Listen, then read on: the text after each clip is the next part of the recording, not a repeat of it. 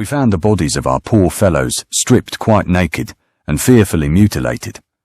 Many were stabbed again and again after death. The entrails were drawn out and laid beside them, and in several cases the stomach was slit open from the ribs downward. Some had their hands cut off, others the nose or ears. One officer I recognized only by the shape of his beard, for his face had been hacked beyond knowing. The Zulus had taken every article of clothing, boots, belts, even socks, leaving nothing but the corpse. Almost every man had the little assegai wounds in the abdomen, which the natives call insilla, meaning to let out the dirt. Their bodies were placed in strange attitudes, arms folded or crossed upon the chest, as though arranged for some dark purpose. We could see the ground marked by where they had been dragged or turned over. They did not appear to have robbed the dead for gain alone, for things of value lay untouched. But all clothing was taken, and every body treated in the same terrible fashion. It was a dreadful sight, and though we tried, we could not dig graves enough for them all before nightfall.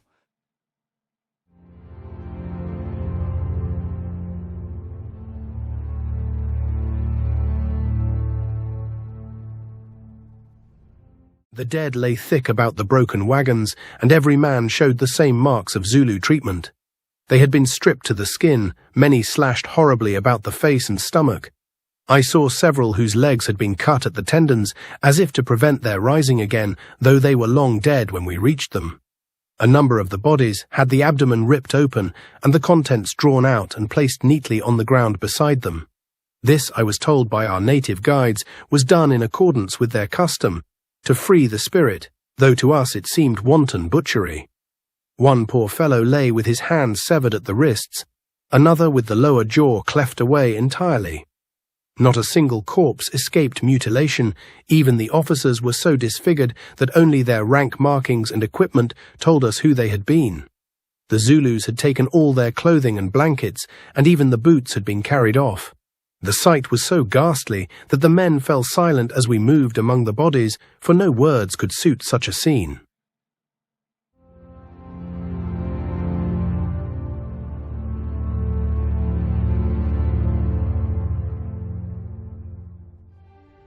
We moved out among the fallen to see what had become of our men who had gone missing during the fight.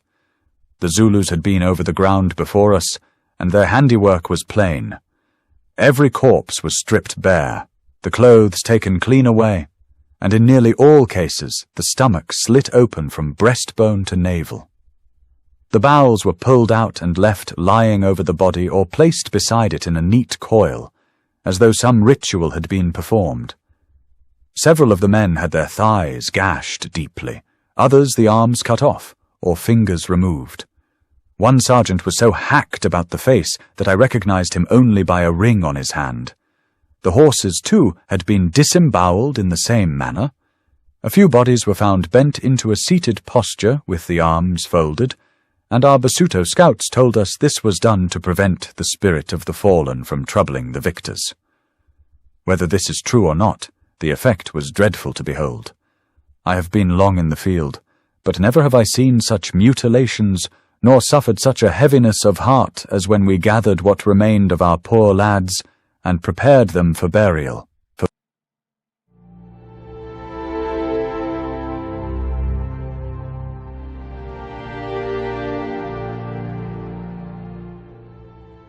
We rode in slowly, for the whole slope of the mountain seemed white with the bodies of our dead.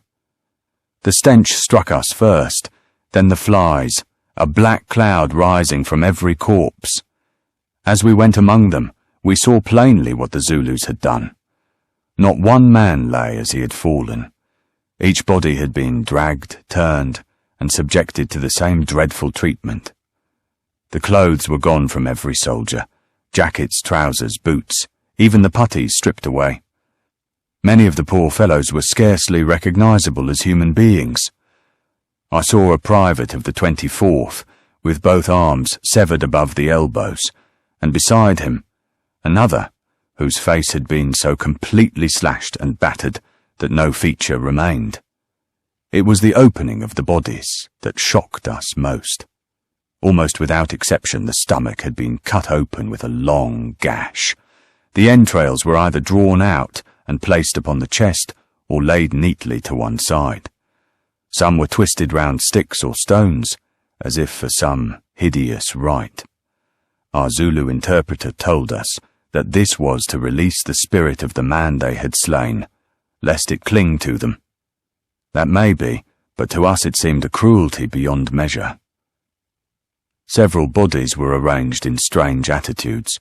One officer sat upright against a rock, his head bowed on his breast, arms crossed as though in prayer.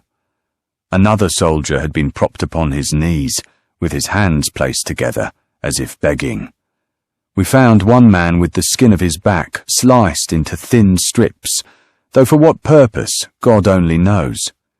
The ground was littered with small personal things the Zulus had no use for. Letters torn from pockets, a broken pipe, a Bible with the pages trampled. Silver watches and coins lay untouched in the dust, showing clearly they had not killed for plunder. Clothing they took, and any item that could be worn or carried, but they left these tokens of the dead as though they meant nothing. In one place we found a group of 6 bodies laid together. One sergeant lay across them, his hands cut off and placed upon his chest. We recognized him by the tattoo upon his arm, for his face had been beaten out of all shape. It took us hours to move among them, marking those we could identify. Hardened men wept openly. Even the African scouts refused to go further, saying that the dead had been worked upon by the Zulu war doctors. When we finally drew back from the field, the sun was sinking behind Isandlwana, and the long shadows fell across the bodies of our comrades. I have seen battle since, but never have I witnessed such mutilation, nor felt such a chill as that day among the slain of the 24th.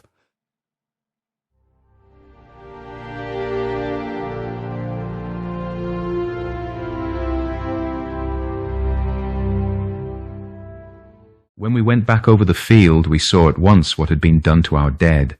Every man had been stripped to the skin, and nearly all had the stomach ripped open. The entrails were pulled out and laid beside them, some coiled neatly as if done with care. Faces were slashed, noses and ears cut away, and several had their hands or feet removed. Watches, coins and papers lay scattered about, showing the Zulus had no interest in valuables, only the clothing was taken. The bodies were placed in strange positions, arms folded or propped upright, which our native guides said was part of their custom after killing an enemy. It was a dreadful sight, and though we tried to set about our work with soldiers' hearts, many of us could not keep back tears as we recognized friends so mutilated we scarcely knew them.